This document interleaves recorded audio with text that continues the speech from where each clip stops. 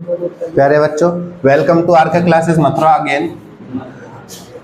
बेटा, ये आपकी रासायनिक बलगतिकी का चौथा पार्ट होने वाला है, केमिकल काइनेटिक्स की फोर्थ वीडियो। देखिए, इसमें आप क्या पढ़ेंगे, टाइप्स ऑफ रिएक्शन, यानी कि केमिकल काइनेटिक्स या रेट ऑफ रिएक्शन के बेस पर अभिक्रिया कितने प्रकार की होती है? दो प्रकार की होती है। कौन कौन से दो टाइप होते हैं इसके?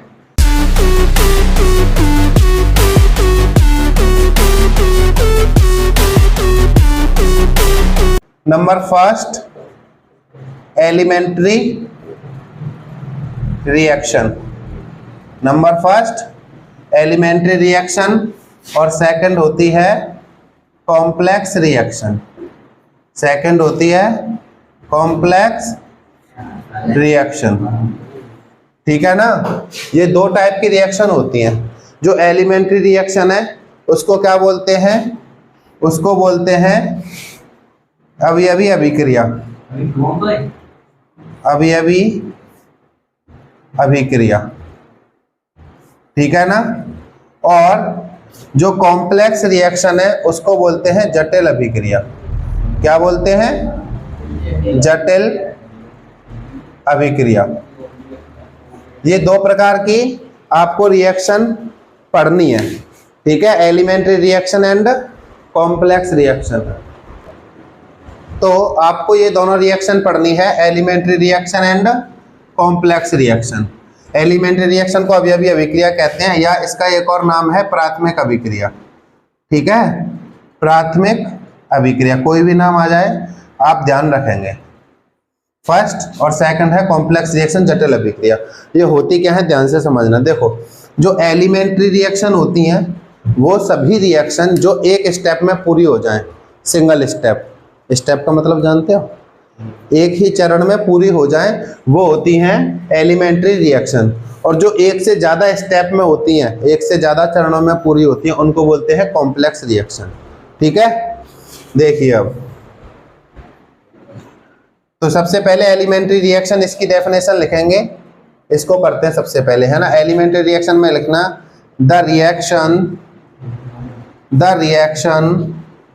विच complete in a single step is called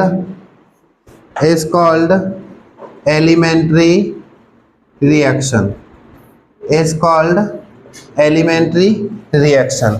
Hindi में लिखेंगे ऐसी अभिक्रिया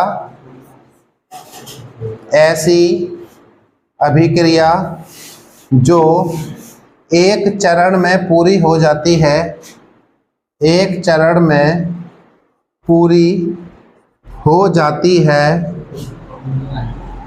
उसे प्राथमिक अभिक्रिया कहते हैं।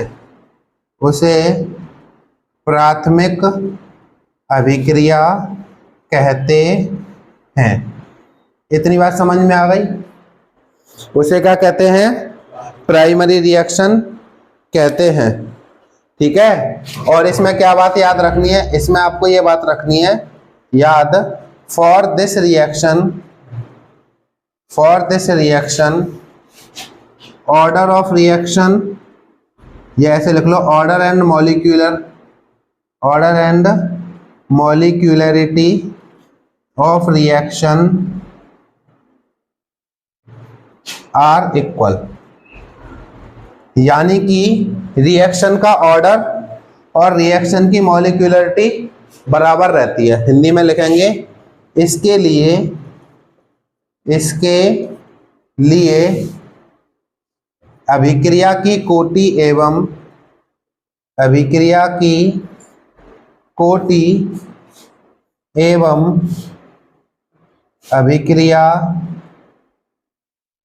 की आणविकता समान रहती है। अभिक्रिया की आणविकता समान रहती है,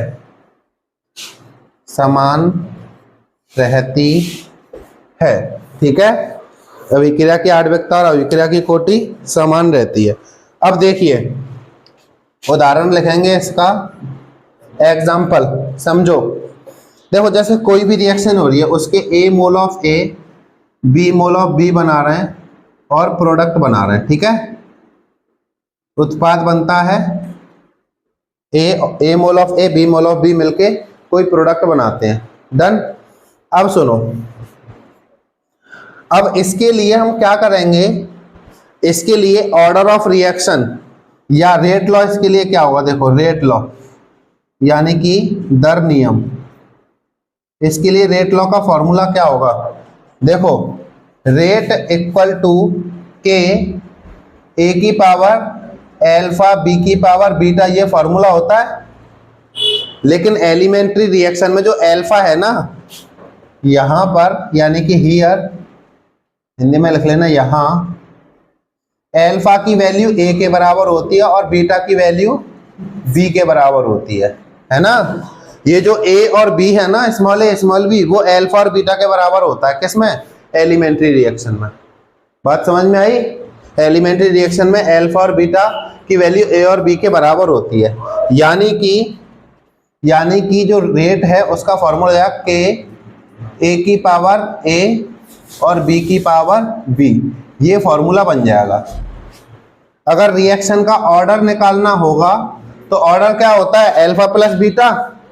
एलिमेंट्री रिएक्शन में क्या होगा, A plus B, A plus B, ये हो गई ऑर्डर। और मॉलिक्यूलरिटी क्या होगी, मॉलिक्यूलरिटी रिएक्शन की ये भी ए प्लस बी होगी। ठीक है, बात समझ में आ गई। यही बात समझानी थी बस, यही आपको नोट करना है। क्या है कि जो एक स्टेप में पूरी हो जाए वो एलिमेंट्री रिएक्शन होती है। ऑर्डर और मॉलिक्यूलरिटी बराबर होता है। देखो ए प्लस बी के बराबर है ऑर्डर और मॉलिक्यूलरिटी। ऑर्डर की जगह क्या लिख लेंगे, ऑर्डर की जगह कोटि लिख लेना और मॉलिक्यूलरिटी की जगह आणविकता लिख लेना। ठीक है, ये आ रहा है कि नहीं कैमरे में नीचे तक का, आ रहा है, चलो अच्छी बात है। हिंदी वाले क्या लिखेंगे, इसकी जगह लिख लेना, ऐसे यहाँ लिख देता हूँ, चलो कोटि बराबर आणविकता बराबर ए प्लस बी। ठीक है, अब आप एलिमेंट्री रिएक्शन नोट कीजिए, फिर कॉम्प्लेक्स रिएक्शन पढ़ते हैं और उसी में इसका एक एग्जांपल उसी में आ जाएगा, कॉम्प्लेक्स में ही इसका एक एग्जांपल मिल जाएगा, है ना। इसे नोट कर लो। देखिए बच्चों, इधर देखिए सब, और इधर देख ले अनुसूति के, इधर देख। कॉम्प्लेक्स रिएक्शन, कॉम्प्लेक्स रिएक्शन जटिल अभिक्रिया क्या होती है, सुनो। ठीक है, ओके, शांत हो जाओ। देखिए, जैसे हमने अभी एलिमेंट्री रिएक्शन पढ़ा था, प्राथमिक अभिक्रिया, वो एक स्टेप में पूरी होती थी। अगर एक से ज्यादा स्टेप में कोई रिएक्शन होती है, एक से ज्यादा चरणों में कोई अभिक्रिया पूरी होती है, तो उसे कॉम्प्लेक्स रिएक्शन कहते हैं। ठीक है, डेफिनेशन में क्या लिखेंगे, these reactions complete in more than one steps, यानी कि एक से ज्यादा स्टेपों में, यानी कि चरणों में होती है। हिंदी में क्या लिखेंगे, ये अभिक्रिया एक से अधिक चरणों में पूरी होती है, एक से अधिक चरणों में, एक से अधिक चरणों में पूरी होती है। पहली बात समझ में आई। अब देखो अगला पॉइंट बहुत जरूरी, कॉम्प्लेक्स रिएक्शन के जो सारे स्टेप होते हैं, किसी भी कॉम्प्लेक्स रिएक्शन के जो सारे स्टेप होते हैं, उन सारे स्टेप्स को ही मैकेनिज्म ऑफ रिएक्शन कहते हैं, यानी कि अभिक्रिया की क्रियाविधि कहते हैं। ठीक है, मैकेनिज्म शब्द सुना है कभी, क्रियाविधि, कोई रिएक्शन कैसे हो रही है, क्या टूट रहा है, कौन सा आयन आ रहा है, कौन अटैक कर रहा है, अटैकिंग स्पीसीज कौन सी है, कैसे प्रोडक्ट बनना है, वो सारी चीजें। तो क्या लिखेंगे, different steps of such reactions are called mechanism of reaction, are called mechanism of reaction। Hindi में क्या लिखेंगे, इन अभिक्रियाओं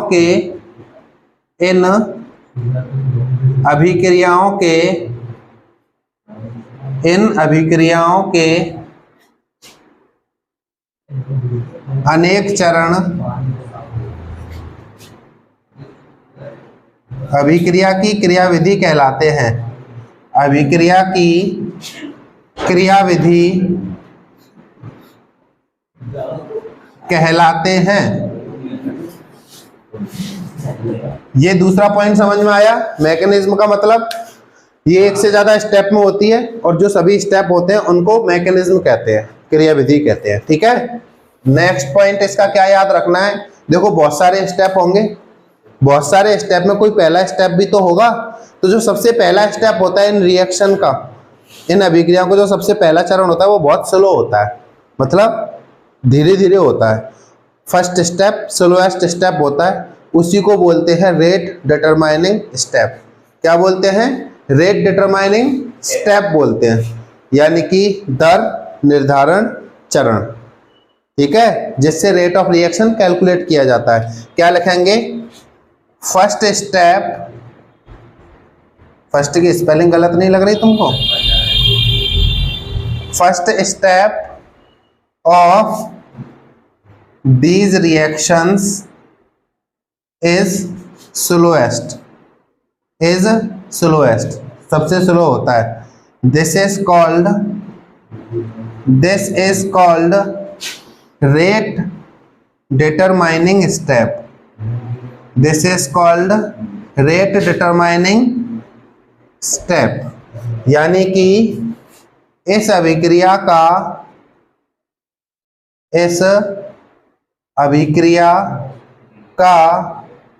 पहला चरण सबसे धीमा होता है, जिसे दर निर्धारण चरण कहते हैं। ये बात समझ में आ गई? देखो एक नंबर की डेफिनेशन पूछी जाती है, what is rate determining step, दर निर्धारण चरण क्या होता है? तो कॉम्प्लेक्स रिएक्शन का पहला स्टेप यानी कि जटिल अभिक्रिया का पहला चरण दर निर्धारण चरण, रेट डिटरमाइनिंग स्टेप होता है। ठीक है ना? नेक्स्ट पॉइंट, जो रेट डिटरमाइनिंग स्टेप है, फर्स्ट स्टेप, उसका जो ऑर्डर है, समझ रहे हो? जो रेट डिटरमाइनिंग स्टेप है उसका ऑर्डर इस रिएक्शन का ऑर्डर कहलाता है। ठीक है, ठीक है, क्या लिखेंगे? Order of rate determining step, order of rate determining step is, या मॉलिक्यूलरिटी लिख लो, molecularity of rate determining step is order of such reactions, यानी कि जो फर्स्ट स्टेप की मॉलिक्यूलरिटी होती है आणविकता, जो फर्स्ट स्टेप की मॉलिक्यूलरिटी होती है आणविकता, वही उसका ऑर्डर होता है, इस रिएक्शन का ऑर्डर। ठीक है, अभी एग्जांपल से समझेंगे। हिंदी में क्या लिखेंगे?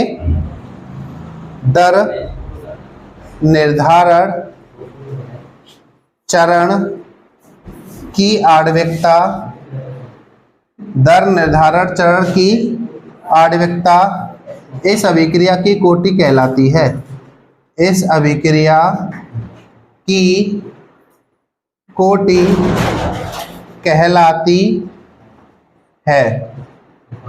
अब इसका एग्जाम्पल करेंगे, है ना? इसका एग्जाम्पल करेंगे। इसका एग्जाम्पल क्या है? इसका एग्जाम्पल है 2 मोल ऑफ N2O5 रिएक्शन करके क्या बनाते हैं? 4NO2 बनाते हैं। क्या बनाते हैं? 4NO2 यानी कि 4 नाइट्रोजन डाइऑक्साइड बनाते हैं और 1 ऑक्सीजन बनाते हैं। तो ये तो रिएक्शन हो गए। अब इसके स्टेप लिखेंगे, इसके स्टेप्स यानी कि चरण, ये कैसे कैसे हुई है। तो देखो जो दो N2O5 है इनमें से एक N2O5 एक इनमें से टूटता है, NO2 बनाता है प्लस NO3 बनाता है। ठीक है, एक टूटा NO2 और NO3 बनाया, डन। ये सबसे पहला स्टेप है, तो यही क्या हो गया, रेट डिटरमाइनिंग स्टेप यही हो गया ना। अभी लिखा है हमने फर्स्ट स्टेप होता है रेट डिटरमाइनिंग स्टेप, यानी कि दर निर्धारण चरण। बात समझ में आई। इसके बाद दूसरे स्टेप में क्या होता है, दूसरे स्टेप में होता है जो ये जो बना है NO3, इसकी रिएक्शन इससे जो एक और N2O5 बचा है, दो थे ना ये, दो मोल, तो एक मोल तो ये रहा, एक और मोल जो बचा है इससे रिएक्शन करता है N2O5 से। फिर क्या बन जाता है, 3NO2 और बनते हैं, 3 NO2 और बन जाते हैं और एक ऑक्सीजन गैस का मॉलिक्यूल बन जाता है। तो टोटल मिला के क्या क्या बन गया, NO2 और 3NO2, 4NO2 और एक ऑक्सीजन। ये तो यहाँ यूज हो ही गया है, समझ गए। तो ये दो स्टेप में हुई है रिएक्शन जो हमने एग्जांपल लिखा है। पहला स्टेप ये होता है, पहले स्टेप को ही क्या कहते हैं, रेट डिटरमाइनिंग स्टेप कहते हैं। तो ये रेट डिटरमाइनिंग स्टेप हो गया। यहाँ क्या लिखा है, molecularity of rate determining step, यानी कि पहले स्टेप में जो मॉलिक्यूलरिटी है वही ऑर्डर ऑफ रिएक्शन है।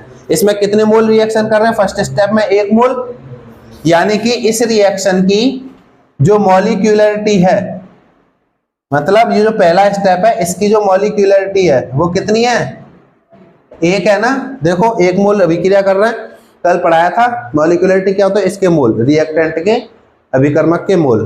तो 1 मोल है, इसको आणविकता कहते हैं। पहले स्टेप की, पहले चरण की आणविकता 1 है, तो इस रिएक्शन का ऑर्डर क्या हो गया, ऑर्डर ऑफ रिएक्शन, अभिक्रिया की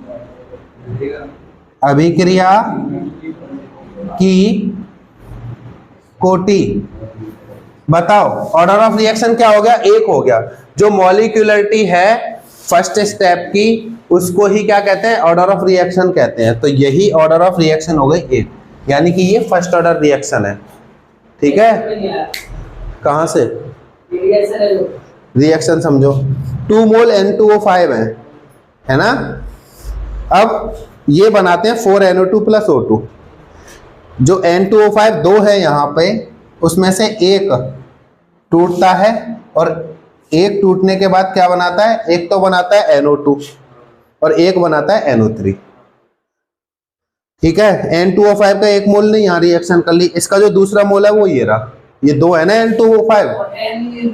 ठीक है, और ये जो NO3 है वो ये है जो बना है।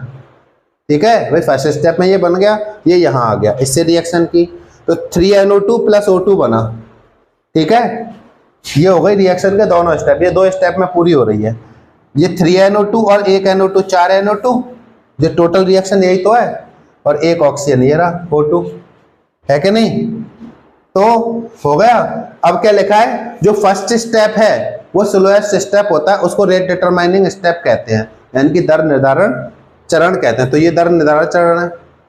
इसकी जो मॉलिक्यूलरिटी है, यानी कि इसकी आणविकता कितनी है, 1, इसकी आणविकता 1, यही अभिक्रिया की कोटि है, ऑर्डर ऑफ रिएक्शन यही है, यानी कि ऑर्डर ऑफ रिएक्शन अभिक्रिया की कोटि 1, यही है। बात समझ में आ गई, नोट कीजिए इसको यहां तक। देखिए बच्चों, एक टॉपिक और सीखेंगे अभी आप। एक क्वेश्चन बनता है 1 नंबर का, कभी कभी 2 नंबर का भी पूछा जाता है कि रिएक्शन के ऑर्डर और रिएक्शन की मॉलिक्यूलरिटी में डिफरेंस क्या है, यानी कि अभिक्रिया की कोटि और अभिक्रिया की आणविकता में अंतर। ठीक है, तो क्या है, सबसे पहला कि ऑर्डर ऑफ रिएक्शन होता क्या है, ऑर्डर ऑफ रिएक्शन होता है sum of powers of reactants in rate law. कल पढ़ा था ना डेफिनेशन, मतलब है ना, क्या लिखेंगे, it is sum of powers of reactants concentration of reactants, concentration in rate law, concentration in rate law, यानी कि ऑर्डर बराबर अल्फा प्लस बीटा, जो फॉर्मूला होता है R equal to k A की पावर अल्फा बी की power beta. ठीक है, ये कल पढ़ा था ना रेट लॉ। रेट लॉ में ये जो पावर होती है अल्फा और बीटा, इनका सम क्या होता है? ऑर्डर ऑफ रिएक्शन होता है। हिंदी में क्या लिखेंगे? ऑर्डर की जगह कोटि लिख लेना, है ना। और ये तो सेम है ही, इसकी हिंदी में लिख देता हूं। क्या लिखेंगे? दर नियम में अभिकर्मक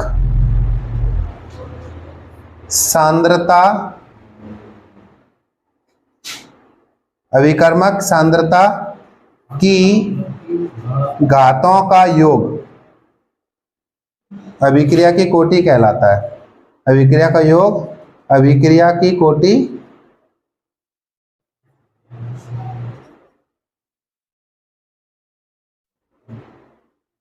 कहलाता है। यानी कि ये दर नियम है। दर नियम में अभिकर्मक की सांद्रता ये है ए और बी, इसकी घात मतलब पावर अल्फा और बीटा, इनके योग को क्या कहते हैं? अभिक्रिया की कोटि कहते हैं, पहला। दूसरा क्या है? It is the total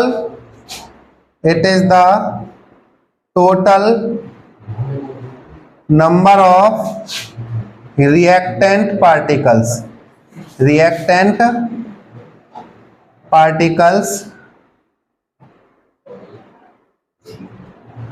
which form product,